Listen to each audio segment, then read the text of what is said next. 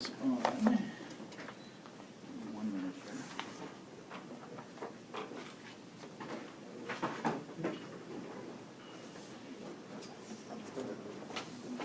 Excellent plug for your weapon.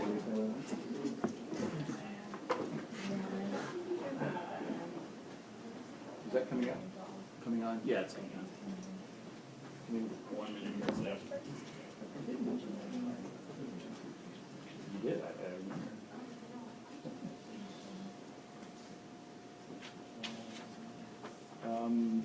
Could I get you to? Yeah. All right. Anytime you're ready. All right.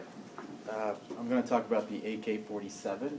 As you can see, it's the most popular weapon that has ever been created. Actually, it was developed in 1945 by Mikhail Kalashnikov.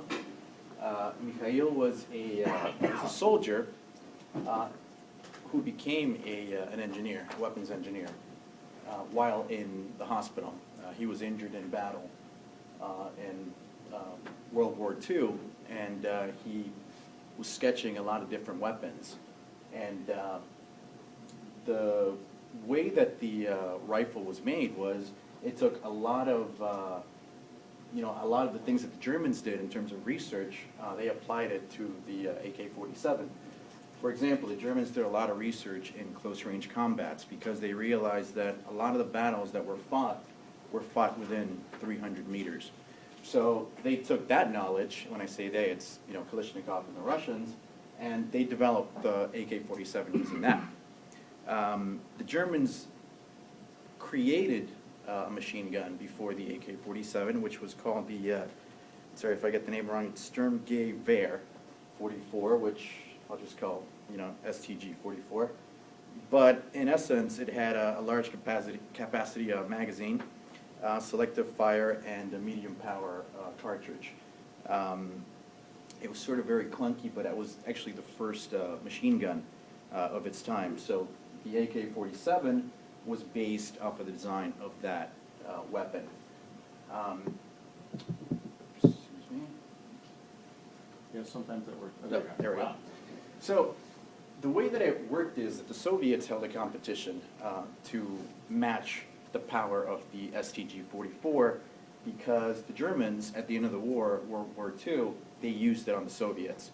So they realized that the Germans had this fantastic weapon, and they had no match for it.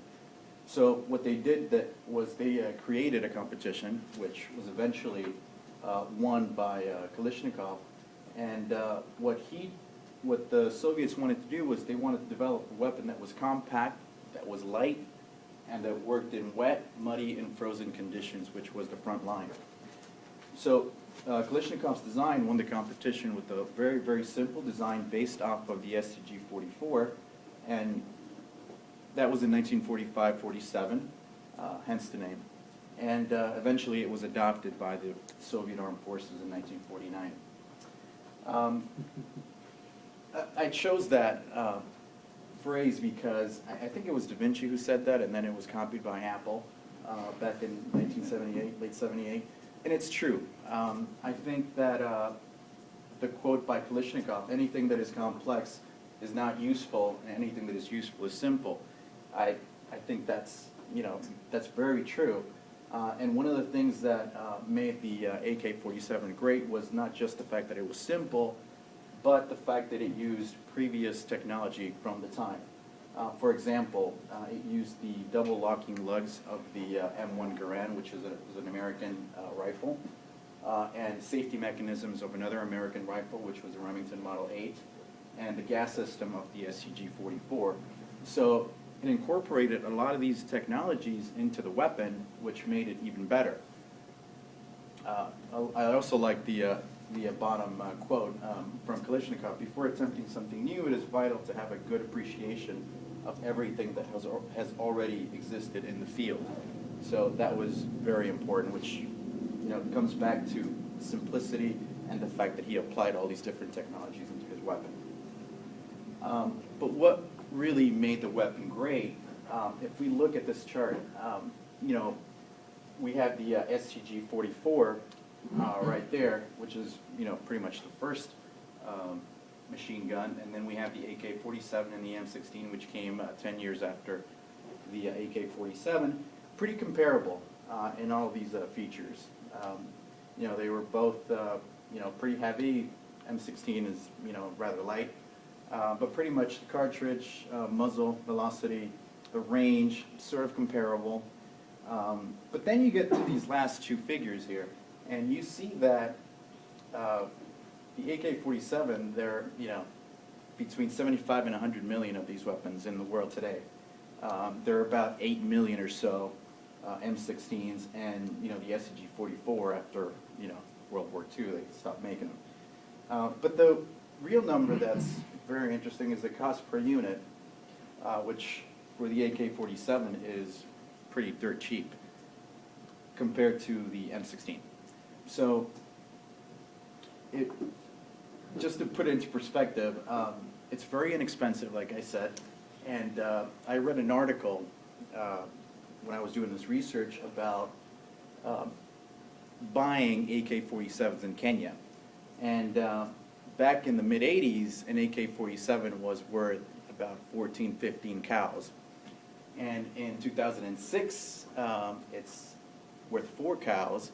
And after 2006, Kenya started building their own weapons. So, the Their own prices, AKs. I'm sorry, AK-47s, exactly, which made the price, cheaper. So it's very inexpensive, it's very powerful, serviceable, easy to use. And also, it has another feature which, you really can't quantify, but the fact that the M16 is used by NATO, US and NATO, makes the AK-47, which, like we all know, it's, Soviet, kind of like the anti-M16. So it's perfect for, terrorist organizations who really wouldn't want to use an M16. They want to use, the other weapon. And that has a psychological effect. Guerrillas, obviously, they use it. Over 90 countries produce AK-47s or, similar rifles. And a lot of them are not licensed by the maker. So it's very popular in third world countries, and it's been massively produced, like I said, in the figures. There are about, between 75 and 100 million units in the world. And I just wanted to, leave you with this. I love these pictures, by the way. But, he was often asked about his role in creating the AK-47, Kalashnikov, and this is one of the quotes that I liked. He said, "I would prefer to have invented a machine that people could use and that would help farmers with their work. For example, a lawnmower." So he really felt bad about creating a weapon that caused so much destruction. But what he felt worse about was the fact that all these different countries sort of created their own AK-47s because the design was so simple. And he, really felt bad about it. He feels bad because I don't think he's dead, but he feels bad. And he never profited from the AK-47. He designed it, he developed it, and he gave it to the government, and never really profited from the design. But Kalashnikov vodka was launched in 2004, and he sort of gets some royalties from that. And I was looking online, and I found a bottle which pretty much looked like an AK-47, clear, about that size, which went for as high as $230. So I don't know if you have any questions, but some of the things that I found about AK-47 as well. Okay, question? You're in charge. I have Yes. a question. What were you saying about the M16 and the AK-47? What does that mean? I don't Oh, the relation? Yeah, I'm sorry. Well, the fact that the M16 costs about $586 to produce, compared to, 30, 125 of the AK-47. But you're And saying terrorist uses. right, it's sort of like a mental thing. They would rather use something that's like an AK-47 rather than an M16, which is made by the U.S. and NATO countries. I get it. It's like, the anti-M16. They have a lighter weapon which works pretty much in muddy conditions and snow and whatnot and water. And it works the same way. It's might not be as powerful or as fast as an M16, but it obviously does the job. I get it, okay. Yeah. The Russian army announced maybe last month or a couple of months ago that they're phasing out the AK-47 as their standard issued weapon. So I'm just curious, do you know what they're going to replace it with? Well, I read that they went from an AK-47 to an AK-74, and now they're in the hundreds. So AK-101, 102, 103, 104, that's where they're at right now. I haven't heard that they're gonna stop making it. I wasn't aware of that. Right, and they haven't told Kalashnikov because they're afraid you'll be so devastated by it that He's you'll. actually gonna die. Yeah, Well, yeah. well, I know that years back they wanted to create a building in the shape of an AK-47 for Kalashnikov, which never happened. But still, in Egypt, they have a monument which looks just like an AK-47 in the Sinai. So, but yeah, Is it predominantly a fully automatic rifle or is it semi-automatic? I believe it's both. Yeah. It's both? Yes. Okay. Trivia question you don't get marked off if you don't know the answers. Can you name the one country on earth that has, the answer to this thing? Yeah, well, if you can do it. Because it's in the movie Lord of War, so and No, I've is it? seen that movie like 20 times. So can you name the one country on earth which has the AK-47 on its national flag? There are a bunch, I think, in Africa. There's only one. Ooh. Well, I know one. I'm pretty sure there's only one. Yeah. Really? Which one was it? I kind of saw a lot of different flags. Can you name, I believe it's the only country, National. but which has the AK-47 on its national flag. Mozambique. Yes. Dude, you didn't even get finished. It's on my, it's on my passport. I got a Mozambican visa stamp and it's got an AK. I think it's an AK crossed with a shovel or a I saw that doing Yeah, research, that's- but I think there's another one that may not use it in the flag, but in the In the national seal. yeah, exactly. That I wouldn't be surprised. Yeah. I'm not aware of that. But and there's the stylized, is it Hezbollah or Hamas flag with a fist holding an AK? It might be Hamas I think it's Hezbollah. or Hezbollah, I'll look it up. one of the H. Hezbollah flag.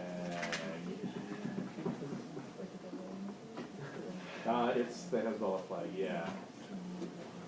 And that's,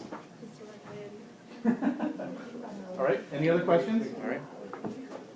Anybody? Anyone for advice? All right, thank you very much.